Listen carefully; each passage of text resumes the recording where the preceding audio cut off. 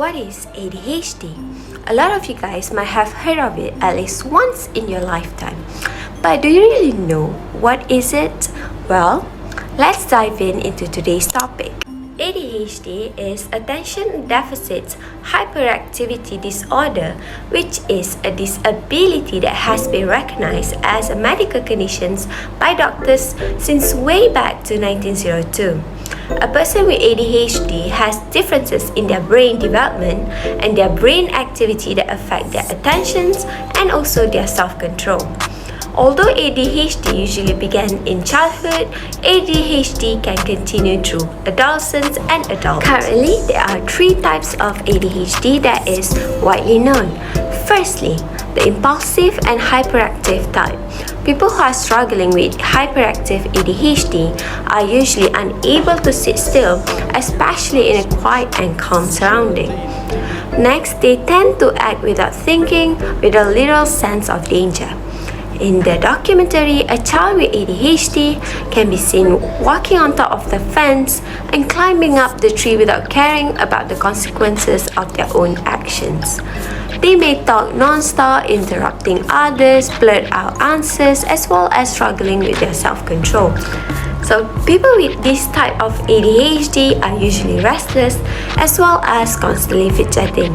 Parents with ADHD, which possibly have undiagnosed ADHD too, often find themselves overwhelmed by the demands of parenting and struggling to meet their children's needs. Moving on to the next type, which is inattentive and distractible type. So one of the individuals that we had our research on is Sami Inayeh, a cinematic photographer. He was recently diagnosed with ADHD after he went to the therapist for his anxiety and stress. So let's dive into his struggles as a person with ADHD. People with attentive ADHD have a short attention span and being easily distracted. I would sit down in my class, I would open my notebook, and I would start taking notes. 45 minutes later, I'd look down at my notes, and I'd just written those 2 lines, and I couldn't remember the last 45 minutes. Not only that, they tend to have difficulty following instruction and organizing tasks and activities. They appear to be forgetful and lose things frequently. They struggle with paying attention and focusing on tasks or anything that they are not interested in. And in most cases, like Sammy, people with ADHD tend to hyper-focus in things they are interested in, which usually resulted in a very outstanding outcome and achievement. You might think to yourself, well, everyone experiences that sometimes. But for ADHD people, it is constant and create problems in their daily life. ADHD is not under voluntary control. It has nothing to do with willpower. It's just how their brain is wired to be. Well, lastly, it is the combination type. It is the most common type, which is a mix of both symptoms in a person. So, what is the differences between the ADHD brain versus the neurotypical brain? Well, turns out there are quite a few differences in them. First of all, their brain development. ADHD brain develop the same way like any other neurotypical brain, but slower, especially in the front parts that help control the attention and impulsivity. After some time, ADHD brain does mature, just not the same level of maturity with the neurotypical brain. That means that ADHD brain will have fewer brain cells on certain parts of the brain, which then will trigger the ADHD symptoms. Some of the brain cells that ADHD brain had fewer is the gray matter, which is the outer layer part of the brain that helps processing information and help a person to think before they act. So after conducting MRI and years of research, studies also found that people with ADHD have a slightly smaller brain than people who are not. This is part of the reasons of why all the symptoms of ADHD happen to an individual. However, the size of your brain does not affect your intelligence. Lastly, ADHD brain have too much of dopamine with less receptors. The dopamine in ADHD brain is being transmitted too quickly for the brain to be able to pick up. The dopamine is important because it helps controls the brains on paying attention and staying motivated. Thus, due to the dopamine can't be used efficiently like a neurotypical brain, many kids with ADHD will lose interest fast and struggle to stay focused. There are a lot of causes of why the ADHD brain is the way they are. In Bront van Brenner's theory, he strongly believes on the influence of social environments on human development. Similar to ADHD, in some cases, the environmental factors are hugely part of the reason why ADHD symptoms occur. Although environmental factors are not what create the ADHD, it still can be the reason why it worsens or better.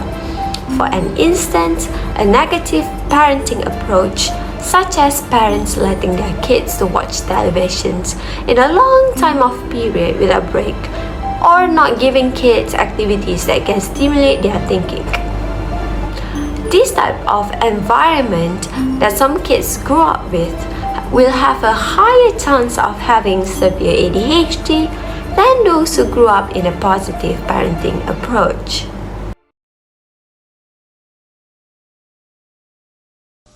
Hi, I am Rihadatul binti Imran Hakim, and I will be presenting the next part of this presentation.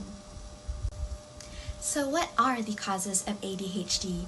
Here, there are thought to be three main factors which might contribute to it. The first being genetics. A person can develop ADHD from their parents. It is found that if a parent or a sibling has ADHD, the person themselves is most likely to have it as well. Next, a person's brain function and structure can also cause one to develop or have ADHD. Research suggests that, based on brain scans, some areas in the brain can be smaller or even larger than those of others. It could also be due to the imbalance of neurotransmitters in the brain or chemicals in the brain which are unable to function properly. Lastly, there are a few groups who are at risk of developing ADHD. These groups consist of people who are born prematurely, specifically before the 37th week of pregnancy, or newborns who have low birth weight. People with epilepsy or people who suffered from brain damage, be it before being born or after in life, can also be at risk of developing ADHD. Now, I will be introducing you to Sam, or also known as Samantha, a 9-year-old girl who is diagnosed with ADHD. What do we know about Sam, and what are the challenges that she faces in her life? Well, before that, it is mentioned that although she has ADHD, Sam has normal intelligence. ADHD affects Sam in a way where she is unable to manage and organize her thoughts. It's hard for her to focus. Sam acts on impulse, and clearly she does not think of the consequences of her behavior. This leads to Sam being unaware of danger. She climbs trees and runs onto roads where it could jeopardize her safety. She cannot understand that doing these actions are very dangerous for her. Sam also has trouble socializing with others, and she struggles to control her emotions. Currently, she likes to run away when she's upset. Sam does not think of the consequences of her behavior. She is very hyperactive. She constantly seeks out for things to do and is unable to sit still. Next, we are going to discuss the challenges Sam's mother encounters. The challenges Sam's mother, Michelle, encountered is the difficulty to control Sam. Sam has a hard time listening and obeying what her mother tells her to do. She is often sidetracked into doing other things. Michelle has mentioned that she has gone to numerous parenting classes, but all have been in vain. Sam is also violent towards her brother during playtime. She doesn't understand that you can't be so rough with another during play. Over the last few years, it's taken a lot of energy on my part and getting to the point where I can't cope with it anymore. So the Ritalin has come in at the right time. Next, What is Sam's support system and how does it help her? The doctor has prescribed her with Ritalin, a drug which helps organize Sam's thoughts. After several weeks on Ritalin, Sam was able to focus much more and she is no longer hyperactive for a certain amount of time. Therefore, she does not need to constantly search for stimuli. So now she can sit down with her mom and play games, which would have been too hard for her before. Moving on, a theory I found related to ADHD is Piaget's theory. Piaget's theory states that a child's brain develops something called schemas in order to understand the world around them. Piaget proposed 4 stages of cognitive development, which are the sensory motor stage, the pre-operational stage, the concrete operational stage, and lastly, the formal operational stage. ADHD affects children primarily in the concrete operational stage, where they begin to master logical reasoning and use organized mental processes. Therefore, ADHD makes it more challenging for them to learn new skills and move on to the next step. A research was conducted where children were asked to do Piagetian tasks, and it was found that children with ADHD had difficulty to follow instructions and organize what they do. In fact, these children had a tendency to act more impulsively, which caused them not to think operationally. And operational thinking is essential during the concrete operational stage of cognitive development. In other words, ADHD affects children's cognitive development. We can see a similarity in Sam, where she does not think before she acts. Her hyperactivity causes her to do things impulsively, and she has trouble organizing her thoughts as well as listening to instructions. In conclusion, Piaget has showed us the cognitive development of children through his theory, like how it shifts from one stage to a higher stage. So, to produce an intelligent and inquisitive individual, we need to create an environment that enriches their experiences to fit their schemas according to the needs of the child. The last individual of this presentation is Robert. He is a 9-year-old boy from New Zealand who is diagnosed with ADHD. The challenges Robert faces as a boy with ADHD is he finds it difficult to pay attention in class. Robert is a bright boy and he could excel in school if only his brain could focus on one thing at a time. Robert also dislikes detailed work. He becomes irritable when he has to do them. His behavior is disruptive because his brain requires stimulant and he acts before he thinks. His impulsiveness causes him to not think of the consequences of his behavior. Most times, he does something he knows he shouldn't. When he's asked as to why he did it, he can't come up with an answer why. Next, the challenges parents and the people around Robert encounter is his aggressiveness, which leads to Robert making serious trouble in school. He is bashing kids, and if a kid does something towards him, his response is to immediately retaliate.